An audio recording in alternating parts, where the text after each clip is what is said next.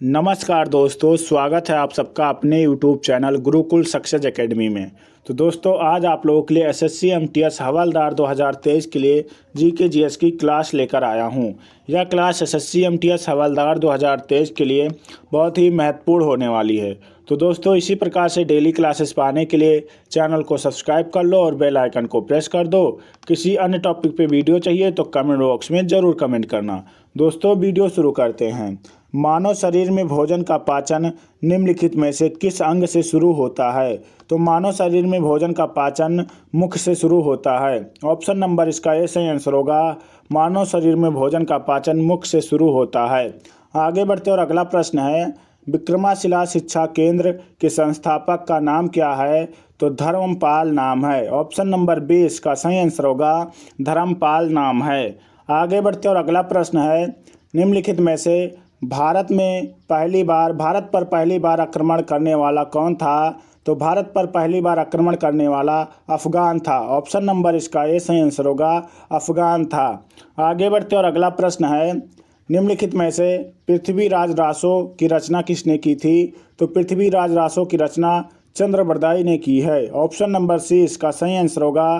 पृथ्वीराज रासो की रचना चंद्रबरदाई ने की है।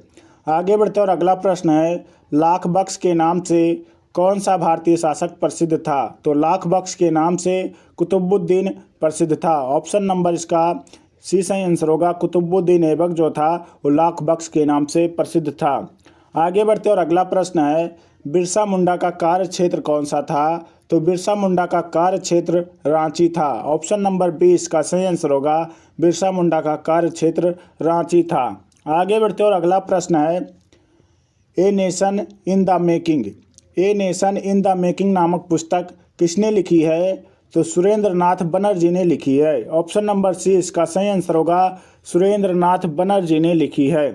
आगे बढ़ते और अगला प्रश्न है, भारतीय राष्ट्रीय कांग्रेस के 1905 के बनारस अधिवेशन के अध्यक्ष कौन थे? तो 1905 के बनारस अधिवेशन के अध्यक्ष गोपाल कृष्ण गोखले थे। ऑप्शन नंबर डी इसका सही आंसर होगा। गोपाल कृष्ण गोखले थे।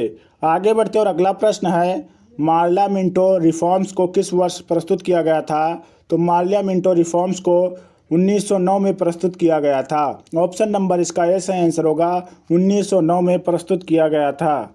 आगे बढ़ते और अगला प्रश्न है, अभिनव भारत नामक अंग्रेजी विरोधी संगठन की स्थापना किसने की थी? तो अभिनव भारत जो है वो नामक अंग्रेजों के विरुद्ध संगठन स्थापित किया था बीडी सावरकर ने। ऑप्शन नंबर बी इसका सही आंसर होगा। बीडी सावरकर ने अभिनव भारत नामक संस्था स्थापित की थी। आगे बढ़ते और अगला प्रश्न है, गीता रहस्य नामक ग्रंथ किसने लिखा है? तो गीता रहस्य जो है वो बाल गंगाधर तिलक के द्वारा लिखा गया है। ऑप्शन नंबर बी इसका सही आंसर होगा। गीता रहस्य बाल गंगाधर तिलक के द्वारा लिखा गया है। आगे बढ़ते और अगला प्रश्न है, विश्व का सबसे बड़ा लिखित संविधान किसका है? तो विश्व का सबसे बड़ा लिखित संविधान ब्रिटेन का है। ऑप्शन नंबर इसका ए सही आंसर होगा। ब्रिटेन का है दोस्तों कि भारत का है? तो दोस्तों यहाँ पर ऑप्शन नंबर इसका बी सही आंसर होगा। सबसे बड़ा लिखित संविधान भारत का है। ऑप्शन नंबर बी इसका सही आंसर होगा। आगे बढ़ते और अगला प्रश्न है, भारतीय संविधान की संरचना किस प्रकार की है? तो भारतीय संविधान की संरचना कुछ एकात्मक और कुछ कठोर है। ऑप्शन नंबर सी इसका सही आंसर होगा। कुछ एकात्मक और कुछ कठोर है। आगे बढ़ते और अगला प्रश्न है, भारतीय संविधान में मौलिक अधिकार कहाँ से लिया गया है? तो भारतीय संविधान में मौलिक अधिकार संयुक्त राज्य अमेरिका से लिया गया है। ऑप्शन नंबर इसका ए सही आंसर होगा। संयुक्त राज्य अमेरिका से लिया गया है। आगे बढ़ते और अगला प्रश्न है, हिमालय की उत्पत्ति किस सागर से हुई है? तो हिमालय की उत्पत्ति तैथिस सागर से हुई है। ऑप्शन नंबर बी इसका सही आंसर होगा। तैथिस सागर से हुई है। आगे बढ़ते और अगला प्रश्न है, भारत की सबसे बड़ी मीठे पानी की झील कहाँ पर स्थित है? तो भारत की सबसे बड़ी मीठे पानी की झील जम्मू कश्मीर में स्थित है। ऑप्शन नंबर बी इसका सही आंसर होगा। जम्मू कश्मीर में स्थित है। आगे बढ़ते और अगला प्रश्न है, भारत में सबसे उच्च गुणवत्ता वाला कोयला कहाँ पाया जाता है? तो भारत में सबसे उच्च गुणवत्ता वाला कोयला लद्दाख में पाया जाता है। ऑप्शन नंबर बी इसका सही आंसर होगा। लद्दाख में पाया जाता है। तो दोस्तों आगे बढ़ते और अगला प्रश्न है, भारत में सती प्रथा को कब प्रतिबंधित किया गया है?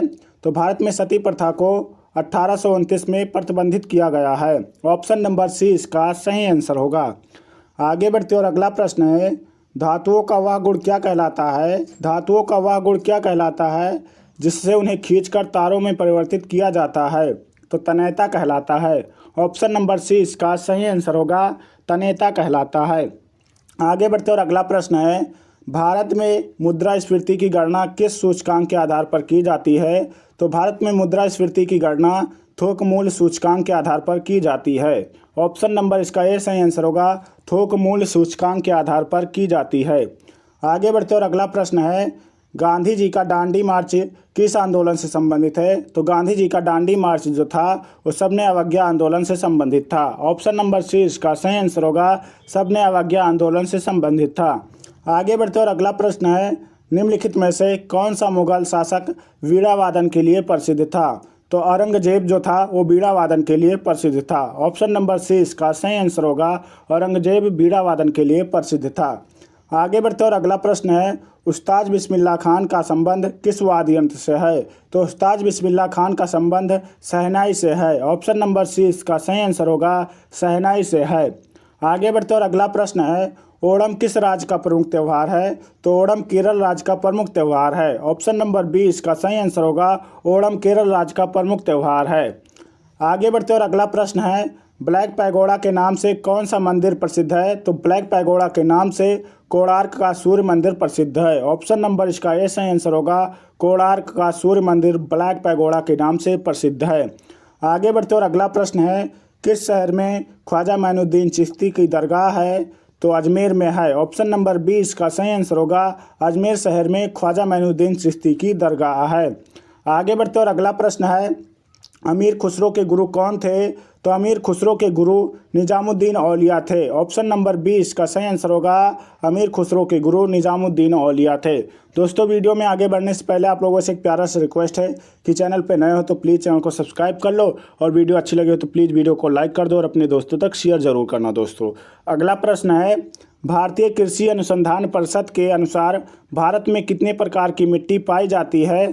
तो 7 प्रकार की। दोस्तों 7 नहीं दोस्तों, 8 प्रकार की मिट्टी पाई जाती है। सॉरी दोस्तों, 8 प्रकार की मिट्टी पाई जाती है। ऑप्शन नंबर डी इसका सही आंसर होगा, भारतीय कृषि अनुसंधान परिषद के अनुसार भारत में 8 प्रकार की मिट्टी पाई जाती है। आगे बढ़ते और अगला प्रश्न है, लेपचा तथा भूटिया जनजाति कहाँ निवास करती है? तो लेपचा तथा भूटिया जनजाति जो है वो सिक्किम में निवास करती है। ऑप्शन नंबर इसका ये सही आंसर होगा, सिक्किम में निवास करती है। आगे बढ़ते और अगला प्रश्न है, सरिस्का नेशनल पार्क किस राज्य में स्थित है? तो सरिस्का नेशनल पार्क जो है वो राजस्थान राज्य में स्थित है। ऑप्शन नंबर सी इसका सही आंसर होगा, राजस्थान राज्य में स्थित है। आगे बढ़ते और अगला प्रश्न है, काजीरंगा नेशनल पार्क किसके लिए प्रसिद्ध है? तो काजीरंगा नेशनल पार्क जो है एक गैंडे के लिए प्रसिद्ध है। ऑप्शन नंबर इसका ये सही आंसर होगा, गैंडे के लिए प्रसिद्ध है काजीरंगा नेशनल पार्क। आगे बढ़ते और अगला प्रश्न है, निम्नलिखित में से संविधान का कौन सा भाग नगर पालिका से संबंधित है? तो नगर पालिका से भाग 9A का संबंध है। ऑप्शन नंबर इसका सी सही आंसर होगा, संविधान के भाग 9 का ये सेक्शन जो है वो नगर पालिका से संबंधित है। ऑप्शन नंबर सी इसका सही आंसर होगा। आगे बढ़ते और अगला प्रश्न है, निम्नलिखित में से कौन सा शहर गोमती नदी के किनारे नहीं स्थित है? तो गोमती नदी के किनारे चित्रकूट नहीं स्थित है। ऑप्शन नंबर इसका ये सही आंसर होगा, चित्रकूट जो है वो गोमती नदी के किनारे नहीं स्थित है। आगे बढ़ते और अगला प्रश्न है, गंगा नदी के किनारे किस राज्य की राजधानी स्थित है? तो गंगा नदी के किनारे बिहार राज्य की राजधानी पटना स्थित है। ऑप्शन नंबर बी इसका सही आंसर होगा, बिहार राज्य की राजधानी पटना गंगा नदी के किनारे स्थित है। आगे बढ़ते और अगला प्रश्न है, जोग जलप्रपात का नया नाम क्या है? तो जोग जलप्रपात का नया नाम महात्मा गांधी जलप्रपात है। ऑप्शन नंबर बी इसका सही आंसर होगा, महात्मा गांधी जलप्रपात है। आगे बढ़ते और अगला प्रश्न है, गंगा नदी को बांग्लादेश में किस नाम से जाना जाता है? तो गंगा नदी को बांग्लादेश में पद्मा के नाम से जाना जाता है। ऑप्शन नंबर बी इसका सही आंसर होगा, पद्मा के नाम से जाना जाता है। आगे बढ़ते और अगला प्रश्न है, निम्नलिखित में से नदियों की लंबाई का सही आरोही क्रम कौन सा है? तो आरोही क्रम जो है सबसे पहले ब्रह्मपुत्र नदी आएगी, फिर गंगा आएगी, फिर गोदावरी, फिर नर्मदा। ऑप्शन नंबर बी इसका सही आंसर होगा, ब्रह्मपुत्र, गंगा, गोदावरी, नर्मदा। आगे बढ़ते और अगला प्रश्न है, एक वर्ष में कम से कम कितनी बार संसद की बैठक होना आवश्यक है? तो 2 बार। ऑप्शन नंबर बी इसका सही आंसर होगा। एक वर्ष में संसद की बैठक कम से कम 2 बार होना आवश्यक है। आगे बढ़ते और अगला प्रश्न है, खेलो इंडिया यूथ गेम्स का मुख्यालय कहाँ पर स्थित है? तो खेलो इंडिया यूथ गेम्स का मुख्यालय नई दिल्ली में स्थित है। ऑप्शन नंबर इसका ये सही आंसर होगा, नई दिल्ली में स्थित है। आगे बढ़ते और अगला प्रश्न है, किस नदी का उद्गम स्थल राकस झील है? तो सतलज नदी का उद्गम स्थल राकस झील है। ऑप्शन नंबर बी इसका सही आंसर होगा। आगे बढ़ते और अगला प्रश्न है, भारतीय संविधान के किस अनुच्छेद में संपत्ति का अधिकार का उल्लेख है?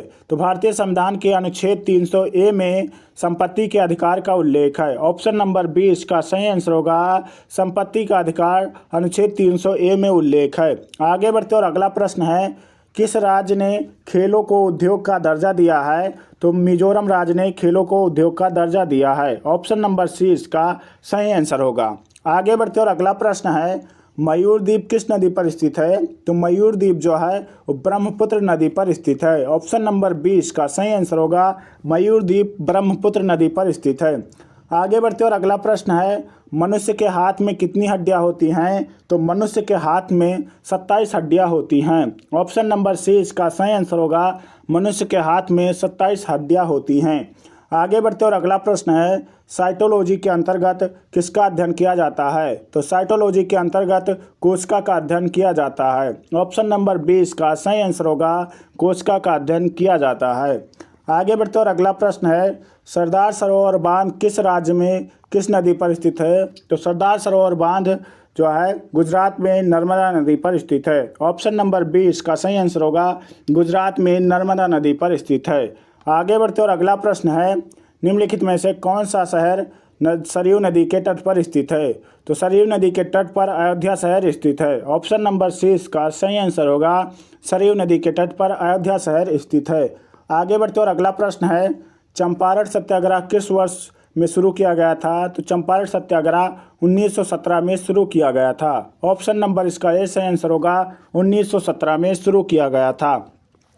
आगे बढ़ते और अगला प्रश्न है, भारत में पहला रॉकेट किस वर्ष लॉन्च किया गया था? तो भारत में पहला रॉकेट 1963 में लॉन्च किया गया था। ऑप्शन नंबर सी इसका सही आंसर होगा, भारत में पहला रॉकेट 1963 में लॉन्च किया गया था।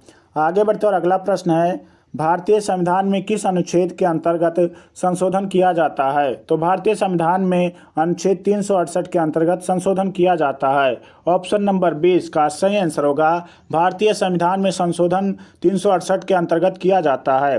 तो दोस्तों, अगर वीडियो अच्छी लगी हो तो प्लीज़ वीडियो को लाइक कर दो और अपने दोस्तों तक शेयर कर दो। चैनल पे नए हो तो प्लीज़ चैनल को सब्सक्राइब कर लो। पूरा वीडियो देखने के लिए बहुत बहुत धन्यवाद आप लोगों का। मिलते हैं अगली वीडियो में, तब तक के लिए जय हिंद, जय भारत।